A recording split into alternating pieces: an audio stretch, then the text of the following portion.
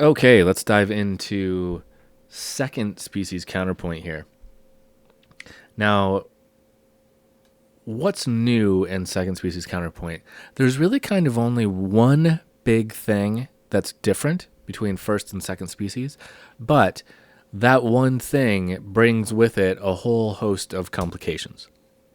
So, everything we know about first species counterpoint carries through to second species counterpoint. So everything, all the rules that we know still hold true. The main difference is that for every note in the cantus firmus, let me just put a couple notes of a cantus firmus down. Oops. Do that.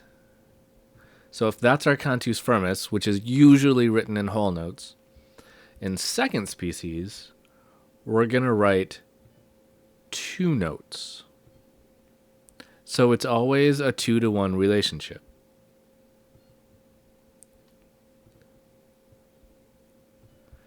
Okay? So that's the kind of one big thing. Oh, I guess I should maybe finish that out.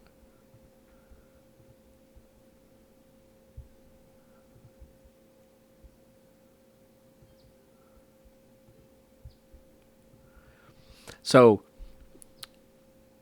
in first species counterpoint, every note in the cantus firmus had another note that went with it, right? So it was always a 1-to-1. In second species, we're going to have 2-to-1. We're going to write two notes for every one note in the cantus firmus. Right, that sounds simple, right? Like all we're going to do is double up on our notes and everything will be fine. Well, not quite. Because of this, we now have a lot more things that can go wrong and a lot more options. We have increased places that we can make a parallel fifth or octave.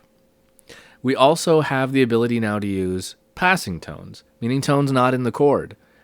So check this out. Here's what basically happens. Because we're doing two notes, let's look at this note for a second. This note has to make sense between here and here and here.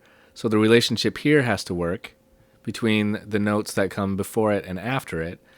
Also, between the note that's sounding underneath it and the note that's sounding next. So we can't have parallels, hidden or otherwise, happening there. So things get a bit more complicated because of all of these things that are happening around it, right? So sometimes we have passing tones.